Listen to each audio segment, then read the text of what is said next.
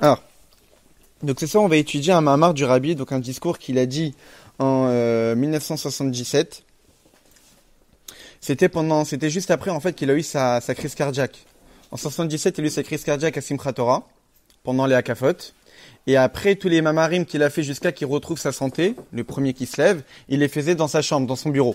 Donc ça, c'est un Mahamar qui a été dit depuis son bureau. Dans ces Mahamar, le Rabbi s'intéresse à la première phrase de notre paracha, qui nous dit qu'Akadosh Baruch Hu s'adresse à Avram, il s'appelait Avram à l'époque, il lui dit « Lech lecha, pars pour toi, martsecha de ta terre, memlotecha de l'endroit où tu es né, en mebet aviecha de la maison de ton père, et la haaretz asher areka vers la terre que je te montrerai. » On sait très bien que dans la Torah, il y a sa lecture simple, qu'en réalité la Torah nous raconte, a priori, surtout dans le Sefer Bereshit, une histoire, les histoires de nos patriarches. Évidemment que ces histoires-là ont véritablement eu lieu. Maintenant, d'un autre côté, étant donné que la Torah, c'est la sagesse d'Akadosh Baruch Hu, c'est la sagesse même de Dieu, il est évident qu'à travers ces histoires, à travers le nom de chacun des personnages, il y a des messages qui sont cachés. C'est-à-dire qu'on peut avoir une première lecture de l'histoire de notre Torah, qui sont l'histoire de nos patriarches, où ils ont une relation avec Dieu, Dieu leur a donné des missions, etc., etc. Et de l'histoire même, on peut en tirer des enseignements. Mais en réalité, dans chaque Torah, dans chaque passage de la Torah, on peut y trouver des choses qui sont totalement cachées. Notre lecture, comme par exemple, on peut ouvrir un livre d'histoire, on nous raconte comment un événement, un épisode de l'histoire de l'humanité a eu lieu. Et donc il y a par exemple le regard des journalistes. Un journaliste qui voit l'histoire et dit voilà ce que j'ai vu. Mais il y a des gens qui ont véritablement vécu l'épisode. Ils vont dire que non, en réalité, ça s'est passé autrement. Dans l'histoire de nos patriarches, dans toutes les histoires de la Torah, il y a en réalité telle que l'histoire s'est déroulée physiquement parlant dans notre monde, et il y a en réalité la vision plus spirituelle et divine de ce que l'événement, de ce que l'histoire s'est déroulée en réalité dans les mondes spirituels. C'est-à-dire que Abraham, c'est un personnage physique qui a existé. Mais Abraham, c'est un symbole d'une notion divine. Lorsque Dieu s'adresse à Abraham et lui dit de partir de sa terre et d'aller vers une autre terre qu'il ne connaît pas, eh bien, en réalité, on peut y trouver ici un message de ce qu'Akadosh Baruch Hu attend d'un certain niveau divin dans les mondes spirituels et de ce que Dieu attend de lui de ce niveau-là, dans sa mission à accomplir. On va essayer justement d'expliquer, c'est ce que le Rabbi va expliquer dans son Mahamar. Et on voit qu'ici, Akadosh Baruch Hu s'adresse à Abraham, il lui dit, de partir pour faire un voyage. Nous, généralement, lorsqu'on effectue un voyage, la première des raisons qu'on pourrait trouver, c'est pour, par exemple, découvrir des terres qu'on ne connaît pas. Découvrir des endroits qu'on ne connaît pas, ça va être une expérience assez intéressante. Donc, a priori, lorsqu'on parle de voyage, c'est essentiellement pour découvrir quelque chose qui est extérieur à nous, quelque chose qu'on ne connaissait pas. Mais en réalité, il y a un but différent et beaucoup plus profond lorsqu'on part en voyage, ou lorsqu'on connaît des expériences dans notre vie. C'est pas forcément pour découvrir des choses qui sont extérieures à nous, mais c'est pour se découvrir nous-mêmes. C'est-à-dire que lorsqu'on vit notre quotidien, alors on peut se connaître d'une certaine manière. Mais lorsqu'on vit des situations inhabituelles, on va dans des endroits qu'on n'a pas l'habitude de vivre, eh bien en réalité c'est comme si qu'on est en train de découvrir des facettes de nous-mêmes qu'on ne décelait pas, qu'on n'avait aucune connaissance de ça, si ce n'est en se mettant dans des situations particulières, si ce n'est en rencontrant des personnes particulières, si ce n'est en allant dans des endroits dans lesquels on n'a pas vécu jusqu'à maintenant. Et donc c'est ce qu'on va essayer de voir, c'est que le voyage qu'Akadosh Baruch Hu a présenté à Avram d'effectuer, de quitter sa terre natale et de partir en Eretz Kenaan, donc la terre qui va devenir Eretz Israël, eh bien en réalité ce voyage-là il peut être vu de deux manières. Et c'est ce que le Rabbi va nous expliquer. Alors le Rabbi nous dit que c'est connu, dans les enseignements de Chassidut, que dans ce Lech Lecha, qui signifie pars pour toi, il y a ici deux explications. On peut interpréter de deux manières le message que Dieu a adressé à Abraham de partir. La première explication, Sha'alicha him lemala lemata, que le voyage s'est effectué du haut vers le bas. Dans la Chassidut, il y a souvent cette notion-là de mouvement. Un mouvement du haut vers le bas, ou un mouvement du bas vers le haut. Un mouvement du haut vers le bas, c'est plutôt par exemple le mouvement de Dieu vers l'homme, ou le mouvement du bas vers le haut, qui est plutôt le mouvement de l'homme vers Dieu. Lorsque Abraham Avinu a effectué ces voyages-là, une première interprétation qu'on peut avoir, c'est un mouvement du haut vers le bas. Et là, évidemment, lorsqu'on l'interprète de cette manière-là, c'est un peu bizarre. Parce que Abraham Avinu, jusqu'à maintenant, il était dans sa terre natale. Une terre natale qui était remplie d'idolâtres. pour aller vers la terre qui va devenir Eretz Israël. Donc, normalement, a priori, c'est du bas vers le haut. C'est d'un endroit qui est bas vers un endroit a priori plus élevé. Mais là, le rabbi nous dit qu'en réalité, on peut voir le voyage, le déplacement d'Avram d'une autre manière, qui est plutôt un voyage du haut vers le bas. Comme si qu'Avram Avinu, avant d'effectuer son voyage, il était à un niveau spirituel extrêmement élevé. Et après avoir effectué son voyage, il va descendre de niveau. Et ça, c'est un peu bizarre. Comment Avram Avinu peut-il descendre de niveau en effectuant l'ordre de Dieu d'aller en Eretz Israël? L'endroit dans lequel il va se développer, l'endroit dans lequel cette terre-là va nous être donnée en héritage. Donc, comment interpréter ces voyages-là comme étant un mouvement du haut, donc d'une grandeur spirituelle, à a priori une bassesse? Est-ce qu'on parle que de... Une seconde. Est-ce qu'on parle que... Alors, en réalité, comme je l'ai dit, Avram Avinu, c'est un symbole. C'est un personnage qui a véritablement existé, mais c'est un symbole d'une notion. Et généralement, dans la Torah, évidemment que nos personnages ont des prénoms. Ces prénoms-là ont été leurs véritables prénoms. Mais c'est évident que la Torah, c'est un code. La Torah, elle cache des secrets. Et donc, lorsque Avram Avinu s'appelle Avram, c'est qu'en réalité, dans le nom Avram, il y a un secret qui s'y cache. Justement, Avram Avinu, avant d'aller en Eretz HaKodesh, avant de commencer à faire les missions que Dieu va lui donner, il s'appelait Avram. Avram, qu'on peut décomposer en Av, Ram, le père élevé. C'est-à-dire qu'Avram Avinu, avant de voyager, c'était quelqu'un qui était assez élevé. Généralement, lorsqu'on parle qu'une personne est élevée, c'est qu'il est distant des autres. On a des personnes qui peuvent se mélanger dans la masse et qui fréquentent toutes les catégories sociales qui peuvent exister. Mais on a des personnes qui sont assez élevées par rapport à la population, par rapport à la société, et qui sont assez distantes du fait de leur grandeur, que ce soit d'une aristocratie, que ce soit d'une question de leur connaissance ou de leur richesse, etc. Avram, c'était quelqu'un qui était un père élevé, dans le sens qui était élevé par rapport aux autres. Mais élevé par rapport à quoi? Alors le rabbi nous dit qu'en réalité, Avram Avinu fait référence à une notion du divin qui s'appelle Sechel Hane'elam Mikol Re'ayon, l'intellect caché de toute analyse. Souvent, on avait étudié les fameuses 10 sphirotes, les fameuses 10 forces divines qui permettent en réalité de régir chaque monde spirituel. On avait déjà dit qu'on vit dans un monde physique, mais au-dessus, entre guillemets au-dessus, spirituellement parlant, il y a d'autres mondes. Et dans chacun de ces mondes-là, il y a les 10 forces divines, 3 forces intellectuelles, 7 forces émotionnelles, par le biais desquelles, en réalité, la lumière divine descend de niveau en niveau, de manière à vitaliser le monde spirituel inférieur, qui va ensuite passer d'étape à étape jusqu'à vitaliser le monde spirituel inférieur, et ainsi de suite, jusqu'à arriver à notre monde physique et matériel. La première étape dans les mondes spirituels, la première sphira, c'est ce qu'on appelle la chorma. La chorma, c'est la capacité de découverte intellectuelle. Comme par exemple une personne, avant de commencer à agir, de faire un acte, au tout début, ça commence par une idée qui apparaît. Après qu'il y ait cette idée-là, il va développer cette idée. Il va essayer de la comprendre en long, en large et en travers. Après avoir compris cette idée-là, il va être touché par cette idée. Il va être attiré par elle. Il y aura une émotion qui va se créer du fait qu'il a compris quelque chose. Ensuite, il va la penser. Ensuite, il va en discuter avec son entourage pour savoir qu'est-ce que tu en penses. Et ensuite, il va la réaliser. Ça veut dire que la première étape, c'est l'idée qui apparaît. Mais par définition, lorsqu'on parle d'une idée qui apparaît, c'est qu'on a quelque chose qui est visible. On perçoit quelque chose intellectuellement. On ne peut pas encore dire concrètement tous les détails qui se cachent dans cette idée-là, mais on sait qu'il y a une idée qui apparaît. Mais au-dessus de l'étape d'une idée qui apparaît, il y a la source intellectuelle, où là encore tout est caché. Avant même qu'une idée apparaît, dans notre esprit, tout est caché. Mais en réalité, cette idée-là est bien provenue d'une source intellectuelle. Et cette source intellectuelle est appelée Sechel Hane'elam, l'intellect qui est caché.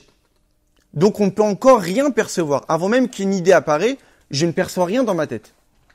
Mais à un moment donné, il y a une idée qui est apparue. Mais avant que cette idée apparaît, on est dans une étape de total voilement. Tout est caché dans notre tête. Eh bien, Avram, c'est ce père qui est élevé. C'est-à-dire qu'il fait référence à cette notion, à ce niveau du divin, où encore tout est caché. Où on n'arrive pas véritablement à déceler qu'est-ce qu'il est. Avram, avant de faire son voyage, c'était un personnage qui relevait d'une grandeur divine extraordinaire, mais qui n'avait pas encore, qui ne s'était pas encore totalement dévoilé. Quelque chose qui était encore dans l'état de caché. Comme si qu'une personne, il a un potentiel énorme, mais qui n'arrive pas encore à déceler qu'est-ce qu'il a au fond de lui. Or, parfois, pour savoir qui on n'est pas capable forcément de le découvrir en restant tout seul à la maison. Souvent, on peut avoir une certaine idée de qui on est. On pourrait se dire, ah oui, j'ai un bon caractère, je suis comme ci ou je suis comme ça. Parce qu'on se voit tel qu'on est chez nous à la maison.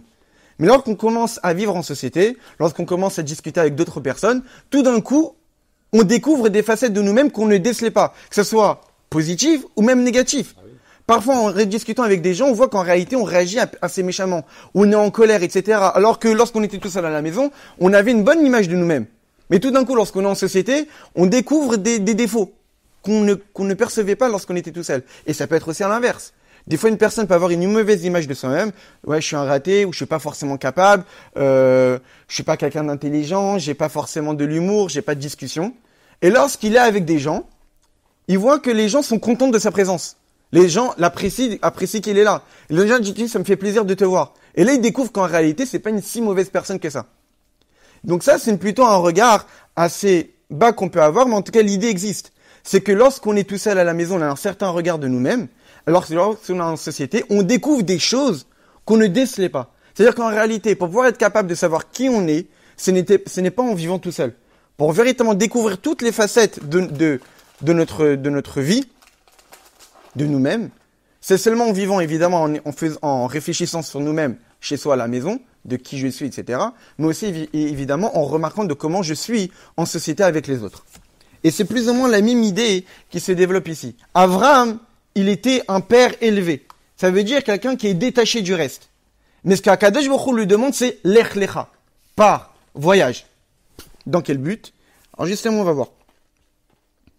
Et comme c'est expliqué dans les écrits de Chassidut, que justement cette idée, c'est qu'Avraham Avinu, c'était un être qui était caché. Quelqu'un qui ne se dévoilait pas forcément et qui n'arrivait pas forcément à déceler tout le potentiel qui s'est caché au fond de lui. Et là, Akadosh Baruch Hu lui dit à Avraham, lech lecha, part pour toi, de ta terre. C'est-à-dire que Shiyatsa Oran Elam Negilui, que ta lumière qui se cache au fond de toi, se doit de se dévoiler. Du haut vers le bas. C'est ça cette idée. On avait posé la question, mais comment comprendre le voyage d'Avraham Avinu du haut vers le bas? A priori, il était dans un endroit qui était bas spirituellement, un endroit qui a priori serait en devenir quelque chose de plus élevé. Mais en réalité, l'idée, c'est qu'Avraham Avinu, avant de voyager, il était très élevé.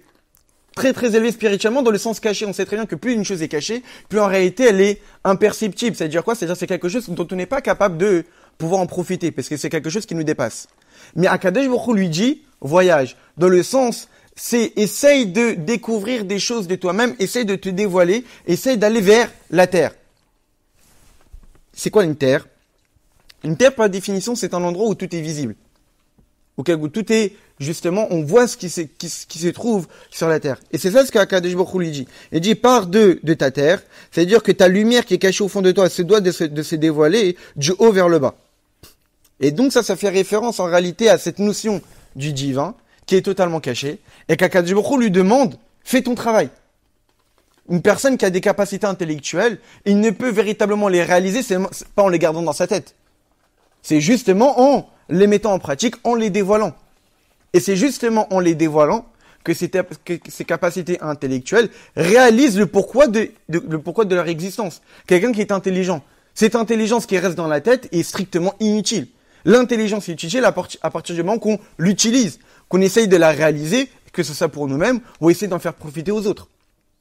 Et c'est ça ce qu'Akadosh Baruch Hu lui dit à Abraham. Abraham, tu es un personnage qui est extrêmement élevé, tu as un potentiel qui est grandiose, mais en restant dans l'endroit où tu es, tu ne pourras pas développer tout ce potentiel-là. Alors il lui demande de partir, déplace-toi, avance, ne reste pas statique. C'est pour ça qu'Hachem lui dit pars pour toi, il lui dit pas. Et qu'est-ce que lui dit Akadosh Baruch Hu? Vers la terre que je te montrerai. Et encore sur que je te montrerai, il y a deux explications qu'on peut avoir. C'est quoi que je te montrerai? Je te montrerai la terre. Cette terre-là qui en réalité fait référence au monde dévoilé. Dans les mondes divins, il y a ce qu'on appelle Alma de Kassia, les mondes cachés. C'est-à-dire qu'il fait référence à des lumières divines qui sont inaccessibles pour nous les créatures, qu'on ne peut pas en profiter.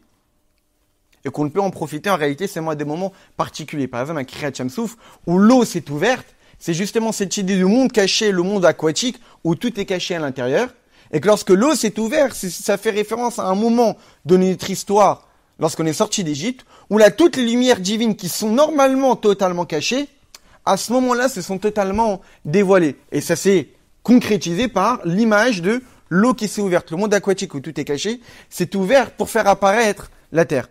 Lorsqu'Akadosh Baruch Hu dit à Avraham Avinu, pars vers la terre que je te montrerai, parce que ça fait référence dans les mondes divins à cette notion intellectuelle qui à l'origine était totalement cachée, ou que Dieu lui dit, fais ton travail, dévoile-toi, jusqu'à la dernière sphira, la sphira de Malchut, la royauté. Ou justement, c'est-à-dire dévoile-toi dans l'action. Quelqu'un qui a des bonnes idées, mais que ça reste à l'état de potentiel, et que ça ne se réalise pas, à quoi ça sert d'une certaine manière? Le véritable but d'une idée intellectuelle la plus profonde qui peut exister, c'est justement d'être capable de se réaliser, de se dévoiler jusqu'à atteindre le but ultime qui est la réalisation concrète. Mais la deuxième explication de Hareka que je te montrerai, c'est vers la terre que je te montrerai quoi? Pas la terre. Je te montrerai toi. Jusqu'à maintenant, tu avais une vision, tu ne pouvais pas véritablement te voir qui tu es au fond de toi. Et je vais te montrer et te dévoiler qui tu es au fond de toi. C'est-à-dire qu'on parle ici de la réunion de deux extrêmes. On parle ici du niveau le plus élevé du divin, c'est-à-dire on parle d'un intellect qui est totalement caché, jusqu'à l'étape la plus basse dans le divin. Comme j'avais dit tout à l'heure, il y a 10 sphirotes. De la première étape, l'idée intellectuelle, jusqu'à la dernière étape qui est la malchut, la royauté, qui est la réalisation concrète. Parce qu'Akadosh Baruch Hu là s'adresse à Avraham Avinu, il lui dit, toi qui fais référence au niveau le plus élevé, je te demande d'aller vers le niveau le plus bas. À première vue, ça pourrait être interprété comme étant une descente, une chute. Avraham Avinu ne sera plus ce qu'il était auparavant. Mais en réalité, ce qu'Akadosh Baruch Hu veut lui faire entendre, c'est que tu ne pourras devenir celui que tu es censé être seulement en te mettant à disposition du monde. Pas en restant dans ton coin, mais justement en allant vers une terre, en allant vers des gens, en allant vers l'extérieur. Non seulement tu vas apporter au monde extérieur, tu vas découvrir des choses, mais tu vas aussi te découvrir toi-même. Et en Chassidut, on explique souvent ça par cette fameuse parabole, que souvent lorsque une personne, imaginons un maître, qui a un intellect qui est extrêmement élevé et qui s'adresse à des élèves. Alors, à première vue, on pourrait se dire que lorsque le maître, l'enseignant transmet à des élèves, il fait un travail intellectuel de manière à contracter son idée, à contracter son enseignement, de manière que ce soit accessible aux élèves. Et donc, d'une certaine manière, on pourrait se dire qu'il ne fait qu'apporter aux autres. Lui, qu'est-ce qu'il gagne? Il gagne pas grand chose. Il ne fait qu'apporter. Et souvent, et vous avez pu peut-être faire l'expérience, c'est que lorsqu'on transmet une sagesse aux autres, tout d'un coup, on découvre des choses sur ce qu'on savait déjà, qu'on n'y avait pas pensé. Et moi, par exemple, pour des cours, je l'expérimente. C'est-à-dire que quand je prépare mon shiur, ok, je pense à certaines choses. Mais quand j'essaie dans une étape de dévoilement, de transmettre l'information, je découvre des choses que moi, chez moi, à la maison, tout ça, en train de préparer, j'y avais pas pensé. C'est-à-dire qu'en réalité, en apportant, on découvre des choses qu'il y avait en nous, qu'on n'était pas capable de découvrir seulement par le biais d'avoir apporté aux autres. Et c'est exactement ce qu'Akadosh Baruch Hu a proposé ici à Avraham. Toi, tu es Avraham, un père extrêmement élevé, mais moi, ce que je veux de toi, c'est que tu puisses te dévoiler, de partir, l'ech lecha part, comme tu l'as dit, pour toi, parce que pour que tu deviennes ce que tu es censé être, c'est seulement en étant avec les autres, en étant vers ce monde extérieur, en quittant ton confort et en ayant des expériences qui sont nouvelles. Souvent, les personnes, par exemple, ils aiment bien vivre dans le confort, ils n'aiment pas vivre des nouvelles choses qui pourraient les ébranler dans leur vie et les mettre un peu dans une situation où ils savent pas vraiment où ils vont. C'est ça, le danger, la nouveauté. Mais en réalité, et chacun a pu le voir dans sa vie, c'est que des personnes ont découvert des capacités énormes qu'ils avaient seulement en vivant des choses inhabituelles. Lorsqu'on vit des choses habituelles, lorsqu'on est dans le confort, on est qui on est. On est. Mais on ne devient pas. Pour devenir quelqu'un, c'est justement en ayant des expériences, en ayant des épreuves qui nous poussent à devenir quelqu'un d'autre qu'on était auparavant. C'est-à-dire que jusqu'à maintenant, on se disait qu'en réalité, on était capable de certaines choses et pas capable d'autres choses. Et on se mettait des limites. Mais c'est précisément lorsque Dieu nous met dans des situations qui sont inhabituelles, qui a priori nous dépassent. Et que la première réaction qu'on a à ce moment, c'est « mince, j'aurais bien voulu être tranquille ». Mais c'est justement par ces moments-là, et que lorsqu'on les vit et qu'on les surmonte, qu'on découvre des forces que jamais on n'aurait pu être capable de déceler au fond de nous. Et c'est ça l'idée. C'est qu'Avraham Avinu, on va le mettre dans un endroit qu'il ne connaît pas, avec un peuple qu'il ne connaît pas, et qu'Akadosh Baruch Hu va lui donner une mission à faire. C'est de connaître Dieu dans le monde. Et c'est justement en vivant cette expérience inhabituelle, en sortant de la maison où il est né, de la maison de son père, de sa propre terre, c'est-à-dire de son confort personnel, c'est là justement tu vas découvrir qui tu es. Tu ne pourras pas découvrir qui tu es vraiment en restant chez toi. C'est plus facile quand c'est Dieu qui te demande de partir. Et c'est encore aussi la même idée, c'est que souvent des personnes se disent, moi je suis d'une stature intellectuelle assez importante, moi bon j'ai de la richesse, etc., etc. Et donc ils vont se permettre peut-être de fréquenter seulement des gens qui sont de leur propre rang. Mais en réalité, c'est plutôt en fréquentant des gens qui, à première vue, ne sont pas forcément de notre même rang social, qui sont plutôt inférieurs, et qu'on va se sentir en réalité responsable vis-à-vis d'eux en leur apportant quelque chose. Et c'est justement en vivant avec des personnes qui peut-être ne sont pas du même rang que nous, qu'on arrivera à découvrir des choses au fond de nous qu'on n'était pas capable de découvrir en vivant avec des gens qui sont du même niveau. Parce qu'on est dans la position de apporter. Lorsqu'on est en position d'apporter et qu'on apporte aux autres évidemment du positif, c'est évident qu'on est en train de découvrir des forces qui sont faux de nous qu'on n'était pas capable.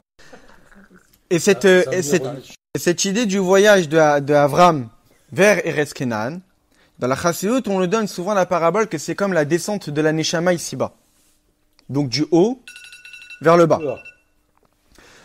On avait dit que le voyage d'Avraham Avinu, c'est du haut vers le bas. On vient d'expliquer comment. Ça veut dire que c'était quelqu'un qui était totalement caché, élevé, au-dessus, et qu'Akadosh Baruch Hu lui demande dévoile-toi, comme la source intellectuelle qui est cachée, et qui lui demande de se dévoiler. Et que c'est justement en se dévoilant là que non seulement on apporte, mais aussi on découvre des potentiels cachés. Et pour l'idée de la descente de la Neshama ici-bas, c'est pareil. La Neshama, avant de descendre ici-bas, elle était sous Tachat Kisakav, elle était en dessous du trône céleste. Elle ne connaissait que le divin, le spirituel, elle ne connaissait que la proximité avec Akadosh Baruch Hu. Et Akadosh Baruch Hu lui demande à cette Neshama, maintenant tu vas descendre Migra Rabal et Mira Abikta, d'un toit élevé à une fosse profonde. Elle va descendre de monde en monde spirituellement, jusqu'à arriver à un monde physique, dans un corps physique, où elle va découvrir des choses qu'elle ne connaissait pas auparavant, et des choses qui sont totalement basses de ce qu'elle était censée être. Et donc, en réalité, ce voyage de l'Ech Lecha de Avraham Avinu est une phrase qui représente bien le voyage de notre Neshama pour descendre dans notre corps. Mais ça reste toujours l'idée de l'Ech Lecha. C'est qu'après, on a l'impression que la Neshama ne fait que perdre, et donc n'obtiendra jamais ce qu'elle aurait pu avoir de ce qu'elle était en restant là-haut, mais en réalité, non. En descendant ici-bas, elle va obtenir quelque chose qu'elle n'aurait jamais pu avoir en restant là-haut. Chez Aliyah Nasid Baneshama, l'élévation que la Neshama obtient par le biais de cette descente-là, c'est cette idée de devenir Me'aler, d'avancer. Pour ceux qui s'en souviennent, une fois on avait donné un cours sur l'Akba Omer, dans Mamar du Rabbi, où le Rabbi avait expliqué la fameuse différence entre les anges et les âmes. On avait dit que les anges sont marqués dans les textes de la Torah comme étant des êtres qui sont omdim, qui se tiennent debout. Parce que les anges, malgré leur grandeur spirituelle, ce sont des êtres qui ne changent pas. Ce sont des êtres, si c'est un ange qui sert Dieu avec amour, il servira Dieu avec amour tout le temps. Il ne pourra pas être capable de servir Dieu avec crainte. Un ange qui sert Dieu avec crainte de Dieu ne sera pas capable de servir Dieu avec amour. C'est des gens ce sont des êtres qui sont statiques, qui restent au même niveau. L'âme, la Neshama, avant de descendre ici-bas, a été aussi comme un ange. C'est-à-dire, elle reste du niveau spirituel qu'elle est. Elle reste à cette stature-là, à cet état-là. Mais lorsque la Neshama descend ici-bas, et s'unit et s'associe à un corps, alors là, elle sera capable de devenir me'aler, d'avancer. C'est-à-dire, ça veut dire quoi d'avancer? Ça veut dire d'atteindre des niveaux plus élevés de ce qu'elle était avant. Elle peut pas se modifier. Donc, la neshama en descendant ici-bas, elle devient me'aler. Ça veut dire qu'elle est capable de devenir. C'est-à-dire qu'en réalité, souvent, des gens, ils disent qu'on a envie d'être quelqu'un. Mais être quelqu'un, c'est pas forcément la vision juive. La vision juive, c'est de devenir quelqu'un. On doit toujours être quelqu'un en devenir. Quelqu'un qui dit « je suis ce que je suis », c'est quelqu'un qui n'a pas compris encore c'est quoi le message des juifs. Le message des juifs, c'est de ne jamais être quelqu'un. Le message juif, c'est de toujours devenir quelqu'un. De toujours être en mouvement. De toujours être en évolution, évidemment, vers le haut et non pas vers le bas. Mais de toujours avancer, de tenir des nouvelles qualités, des nouvelles bonnes midotes, d'essayer d'effacer des défauts et d'essayer d'acquérir de nouvelles connaissances, de se rapprocher de plus en plus vis-à-vis d'Akadosh Baruch Hu. Donc, être quelqu'un, c'est pas être une neshama. Une neshama, c'est quelqu'un qui est toujours en devenir, toujours en mouvement. Et ça, l'idée de l'ech lecha. On sait très bien, comme c'est marqué dans le Ramban Nachmanide, un commentaire de notre paracha, qui dit que Masea vot siman abanim, que les actions de nos pères, ce sont des signes pour les enfants. Ça veut dire quoi? C'est-à-dire tout ce qu'ont vécu nos patriarches sont des sources de ce que nous aussi on vit dans le peuple juif dans sa globalité, et chacun dans notre propre vie. Lorsqu'Akadosh Baruch Hu s'adresse à Avraham Avinu, et lui dit la première mission qu'il lui demande, c'est de partir. De là, on déduit qu'en réalité, la vie d'un juif, la première chose qu'un juif doit savoir, c'est qu'il doit toujours avancer. C'est qu'il doit toujours être en devenir. Quelqu'un qui pense dans sa tête, j'ai été éduqué d'une certaine manière, je suis comme ça, c'est qu'il n'a pas compris c'est quoi être juif. Tu as pu être éduqué d'une certaine manière, tu as pu grandir d'une certaine manière, mais ça ne veut pas forcément dire que tu dois rester comme ça tout le temps. Tu peux devenir meilleur. Imagine quelqu'un qui, dans le business, va se dire, ah non, moi je gagne 3000 €, c'est comme ça. Non. S'il est capable de gagner plus, il le fera avec l'aide de Dieu. Et ben pourquoi pas spirituellement, on pourrait faire pareil. C'est-à-dire que j'ai grandi d'une certaine manière, mais si je suis capable de devenir mieux, bah c'est ce que je dois faire. Et ne pas se suffire du minimum. Et donc, lorsque la Neshama descend ici-bas, eh bien en réalité, elle obtient des élévations extraordinaires, et même, souvent, on avait déjà abordé ce sujet-là, que dans la Neshama, dans l'âme qui est en chacun d'entre nous, il y a 5 niveaux. 3 niveaux qui sont en nous, et 2 niveaux supérieurs qui sont autour de nous, qui sont ce qu'on appelle Nefesh, Ruach, Neshama, Chaya, Yechida. Lorsqu'on dit que lorsque la Neshama descend ici-bas, elle obtient une élévation, une grandeur qu'elle n'avait même pas avant, c'est pas seulement le niveau le plus bas de l'âme qui s'élève, pas seulement le niveau le deuxième, ou le troisième, ou le quatrième, même le 5e niveau, le niveau le plus haut qui existe, c'est-à-dire le niveau de l'âme qui ne fait qu'un avec Dieu, lui aussi, en descendant ici-bas, obtient une grandeur spirituelle qu'elle n'était pas capable d'obtenir en restant là-haut. Comment? L'étude de la Torah et la pratique des mitzvot. Que là-haut, on n'a pas. L'étude de la Torah et la pratique des mitzvot, ça nous donne la possibilité de pouvoir faire qu'un avec l'essence même de Dieu. Et cette possibilité-là qui nous est donnée dans ce monde physique et matériel procure à la Neshama une grandeur spirituelle qu'elle n'aurait pu jamais obtenir en restant là-haut. Et donc, c'est exactement la même idée avec Abraham. Abraham, évidemment, Kadosh Baruch Hu le dit pas, parce qu'en allant en Eretz Kenaan, en commençant, en construisant le peuple juif, tu vas pouvoir obtenir une grandeur spirituelle que jamais tu n'aurais pu avoir en restant Abraham, un père élevé dans son coin. Très bien. Je comprends pas très bien. Et là, le rabbi, il nous donne un exemple de cette idée, que quand on dit que la Neshama s'élève en descendant ici-bas, c'est-à-dire que pas seulement même les 5 niveaux de l'âme s'élèvent, le rabbi nous dit que c'est comme en réalité les 3 étages de la Teva de Noach. On sait très bien dans l'arche de Noach, il y avait 3 étages. L'étage inférieur, c'était les déchets, l'étage intermédiaire, c'était les animaux, et l'étage supérieur, c'est là où vivaient les hommes. La nourriture. Et que nous dit le Baal Shem Tov? Le Baal Shem Tov nous dit qu'en réalité, quand Kadosh Baruch Hu s'adresse à Noach, il lui dit Baal la Teva, rentre dans la Teva. C'est un message aussi pour nous. C'est quoi l'idée? C'est qu'en réalité, l'idée de rentrer dans la Teva, parce qu'il y a les eaux autour qui vont peut-être te noyer. Pour te protéger de ces eaux autour qui vont peut-être te noyer, alors Kadosh Baruch Hu lui demande à Noach, rentre dans la Teva. Teva, ça veut dire arche, mais Teva, ça veut dire aussi un mot. Les mots de quoi? Les mots de la Tfila et de la Torah. C'est que des fois, un homme, il est dans sa vie, dans son quotidien, hein, où il a le déluge qui est autour de lui, avec son travail, avec son business, avec la vie profane. Si tu veux t'en sortir de ça, et de pouvoir t'élever au-dessus de ça, et ne pas te faire influencer par ça, Tu viens en cours du lundi soir. évidemment. Et c'est ça, la Teva. Tu vas dans la Teva. Tu vas dans la Teva, c'est-à-dire rentre dans l'étude de la Torah. Rentre dans la prière, ta relation avec Akadosh Baruch Hu. Parce que c'est seulement de cette manière-là que tu vas pouvoir t'élever. Et comme on le voit, que le Rabbi rajoute en particulier après le mois de Tishri. Là, on est encore juste après le mois de Tishri. Ce soir, on est le 6 Cheshvan. Et on sait très bien qu'en réalité, demain, le 7 Cheshvan, en Eretz Israël, ils vont commencer à faire la prière de la pluie. Pour quelle raison? Parce qu'à l'époque, lorsque Béni Israël est monté pendant les 3 fêtes au Beth Amikdash, le temps de revenir chez soi du pays où ils étaient, de la ville où ils étaient, il est les dernières personnes qui quittaient le Beth Amikdash, y arrivait le dernier chez lui, il arrivait le 7 Cheshvan. Donc si on demandait la pluie pendant cette période, tous les voyageurs qui revenaient chez eux, ils allaient avoir la pluie sur eux. Donc pour ne pas que les voyageurs qui font le voyage du retour aient la pluie, alors on attendait que le dernière personne rentre chez soi le 7 Cheshvan, que l'on demande la pluie. Qu'est-ce que ça signifie? Ça signifie que le 6 Cheshvan, ce soir, c'est le dernier jour, on est encore attaché à Tishri, on est encore attaché au fait du mois de Tishri. L'idée, nous, on est en train de commencer en réalité une nouvelle période.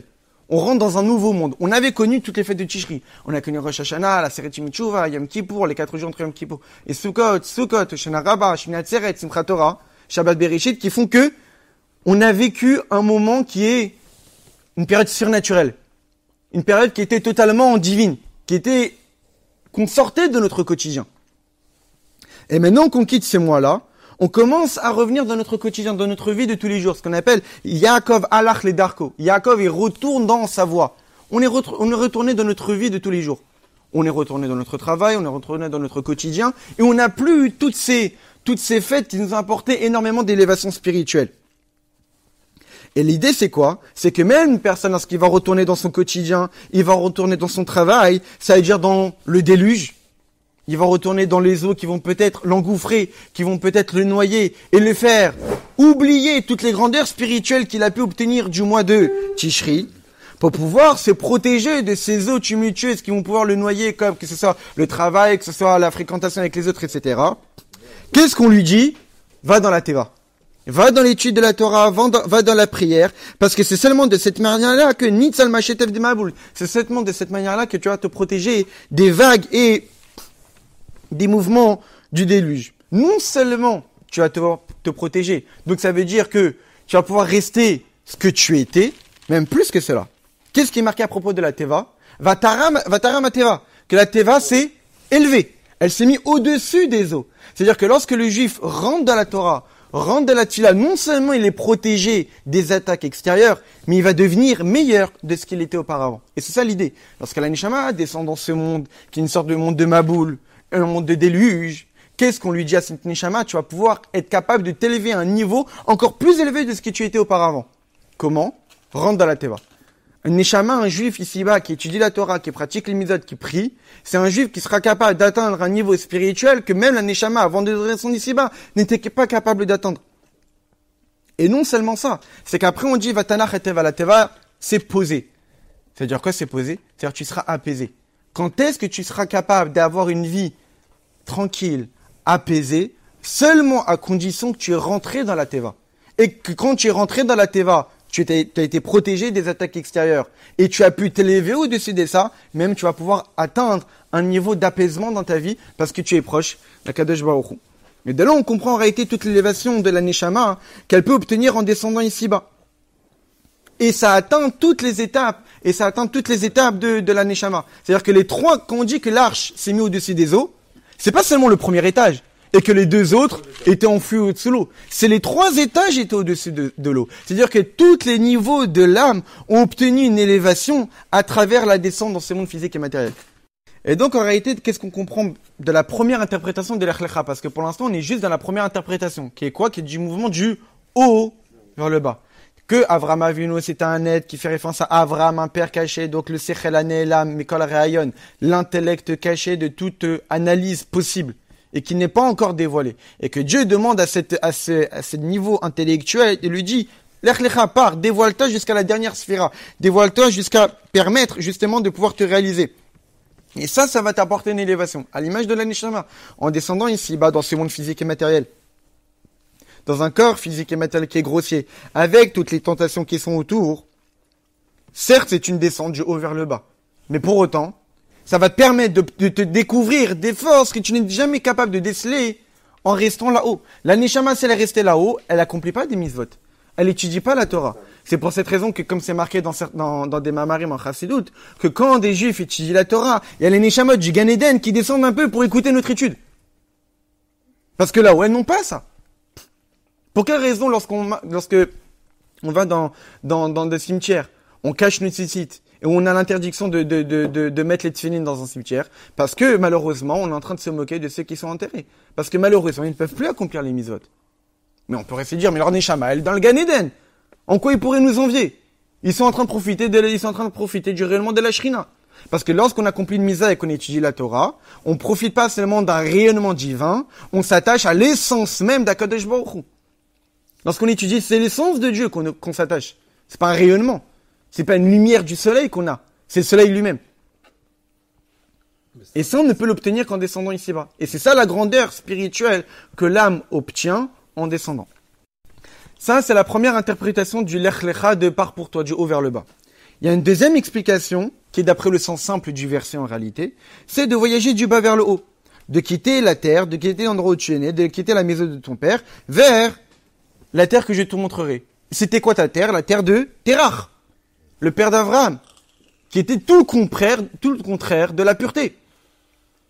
C'était un idolâtre. C'était un endroit d'idolâtrie. Donc en réalité, le voyage d'Avraham Avinu, c'est pas du haut vers le bas. C'est du bas vers le haut, dans l'endroit extrêmement bas spirituellement. Et c'est justement de là-bas qu'il s'est élevé vers la terre que je te montrerai. Et non seulement ça. C'est-à-dire qu'en réalité, on peut voir le mouvement du bas vers le haut ici. C'est que comme si quelqu'un qui est dans ce monde physique et matériel, qui va pouvoir s'élever jusqu'à la terre que je te montrerai, c'est-à-dire la sphira de Malchut, la dernière sphira, qui est le monde dévoilé. Mais après, Avraham Avinu, qu'est-ce qu'il a fait dans ces terres? Dans notre paracha, il est marqué, que Avraham Avinu l'a construit là-bas, un misbeach, un autel, à qui? À Havaïe, à Hachem, qui s'est dévoilé à lui. C'est-à-dire, en allant en Eretz Kenaan, qui est déjà une terre plus élevée de la terre où il était, ensuite, en étant là-bas, il s'est encore élevé. Il a eu un dévoilement de Dieu. Au point qu'il a offert un sacrifice, il a fait un misbeach, un autel pour Dieu qui s'est dévoilé à lui. Et non seulement ça, encore un niveau encore plus élevé. Que pas seulement il a construit un autel à Havaïe au tétragramme divin, un nom divin qui s'est dévoilé à lui, mais même Veiven Shamisbeach la Hashem. Ensuite, il y a un autre verset qui dit qu'Avraham Avinu a construit un autel à Dieu, sans préciser qu'il s'est dévoilé à lui.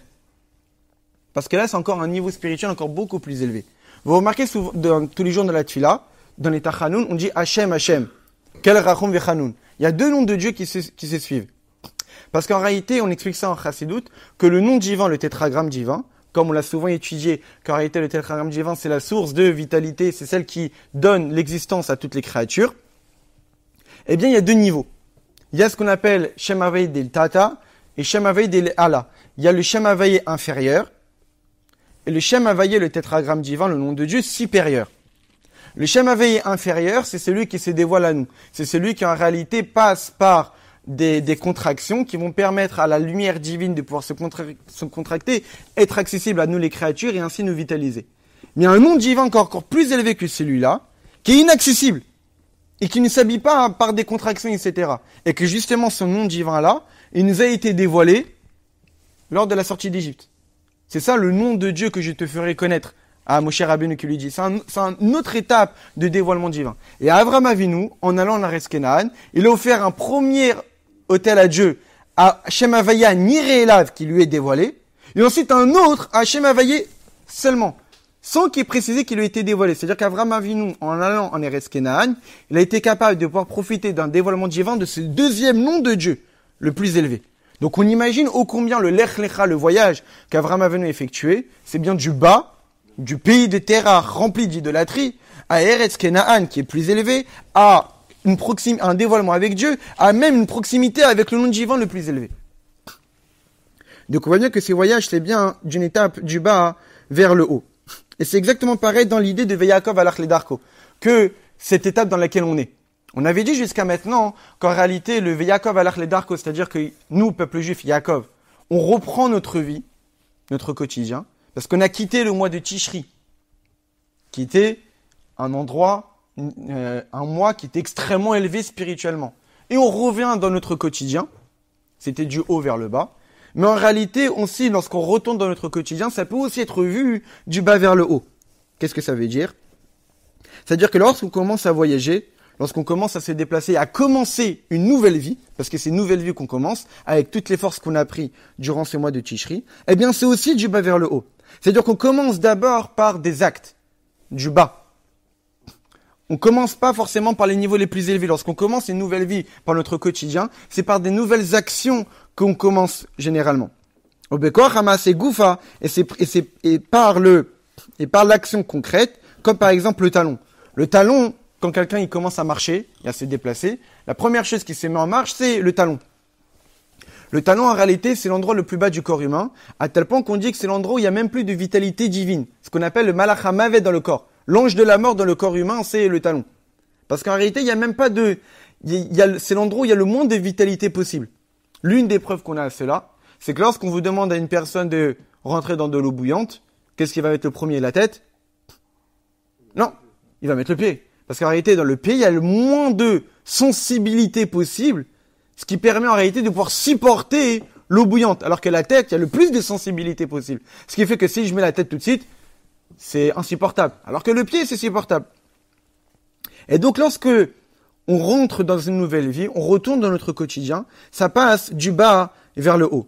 Mais lorsque ça passe du bas vers le haut, évidemment que non seulement le bas se déplace et avance, c'est-à-dire qu'on commence par des actions, mais lorsqu'on avance, c'est non seulement les pieds qui avancent, mais c'est aussi tout le corps qui avance. Et la tête aussi avance. Et donc, en réalité, lorsqu'on dit que c'est milémata, les malas, on est en train d'effectuer un voyage du bas vers le haut, c'est que non seulement nos actions changent, mais c'est aussi avec nos émotions qui vont changer et nos capacités intellectuelles qui vont changer. Et c'est ça ce qu'on essaye de faire à partir du moment qu'on a quitté le mois de Tishri, c'est rentrer dans une nouvelle vie et essayer de devenir quelqu'un de meilleur de ce qu'on était auparavant, en effectuant des changements dans toutes ces étapes-là. Ensuite, les rabbis nous rajoutent des précisions en disant qu'en réalité, quand est-ce qu'on a quitté le mois de Tishri, la dernière fête, c'était quoi? C'était Simchat Torah. À Simchat Torah, qu'est-ce qu'on fait? On danse. Et quand on danse avec nos pieds. C'est-à-dire qu'en fait, on a quitté le mois de Tishri. Par quoi on a commencé? Par nos pieds. Et lorsqu'on saute, on a les deux pieds qui se détachent du sol. C'est-à-dire que notre partie la plus basse commence déjà à s'élever. Mais lorsque nos pieds se détachent du sol, qu'est-ce que aussi a obtenu une élévation? C'est aussi la tête. Donc c'est pour ça qu'en réalité, on peut aussi interpréter le voyage du mois de Tishri à notre quotidien d'aujourd'hui à du bas vers le haut. C'est-à-dire qu'on a commencé à s'élever à travers nos pieds par Simchat Torah, mais ces danses-là qu'on a pu faire durant la fête de Simchat Torah n'a pas permis seulement de nous élever physiquement, mais aussi de nous élever notre tête spirituellement, notre manière de voir le monde a changé, et c'est ça ce qu'on est capable de réaliser au fur et à mesure de notre vie, de notre quotidien, par toutes les forces qu'on a pu tirer du mois de Tishri. Très bien. Ensuite, le rabbi, il dit que on peut aussi interpréter ces deux manières de voir l'echlecha du voyage de partir pour toi, c'est-à-dire de devenir quelqu'un, donc du haut vers le bas ou du bas vers le haut.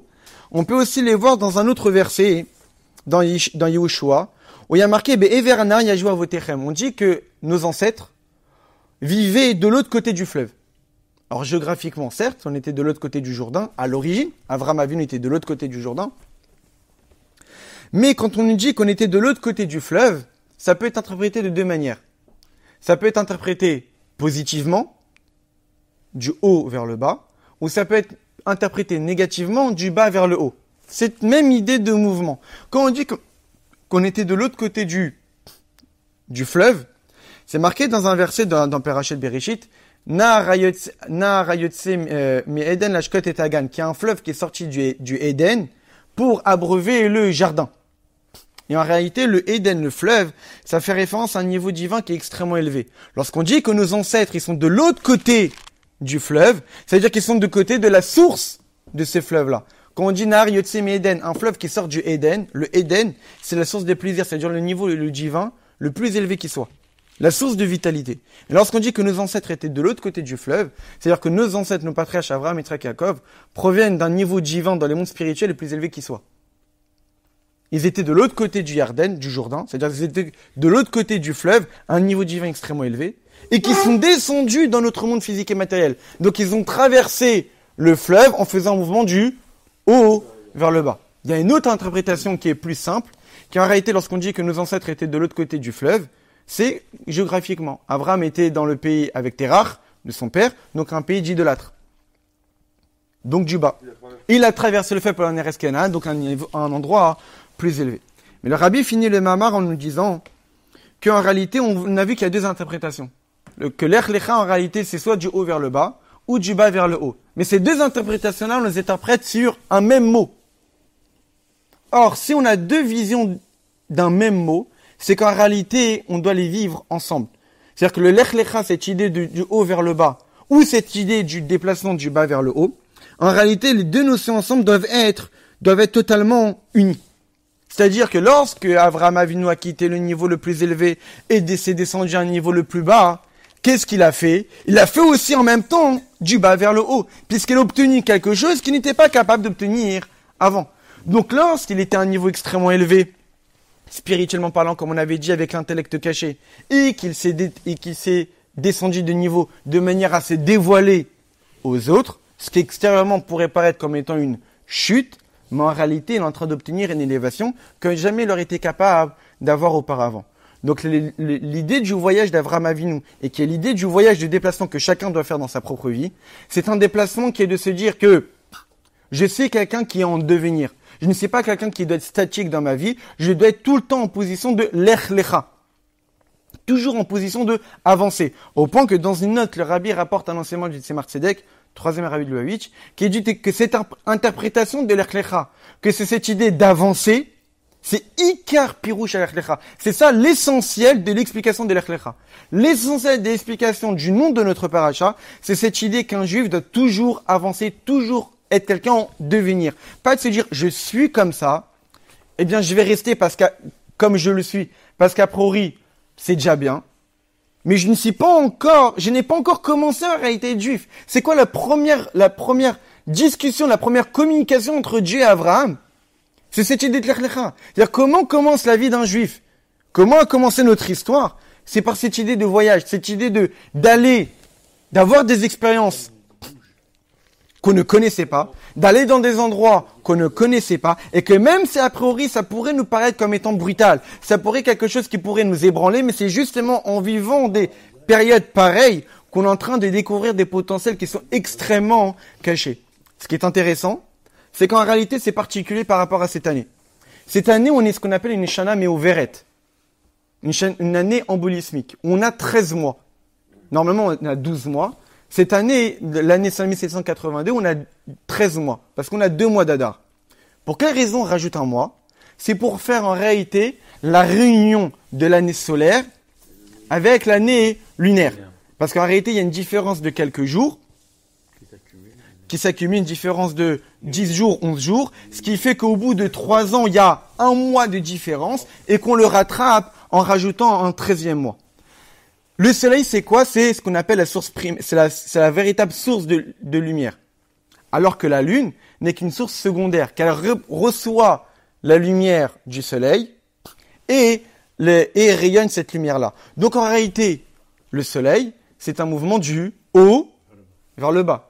La lune qui réceptionne la lumière du soleil qu'elle reçoit, elle est dans un mouvement plutôt du bas vers le haut. Elle est basse, elle va pouvoir s'élever en recevant ce que le soleil le procure. Et donc, durant une année, on a 13 mois. On est en train justement de réunir ces deux visions-là. Cette vision du haut vers le bas et cette vision du bas vers le haut. Au point qu'on obtient une année qui est complète. Comme on l'a dit. C'est quoi la véritable plénitude? C'est quoi l'idée d'être entier? D'être véritablement, ce qu'Akadosh Baruch Hu attend de nous. C'est pas seulement d'être dans un mouvement du haut vers le bas. Ou pas seulement d'être dans un mouvement du bas vers le haut.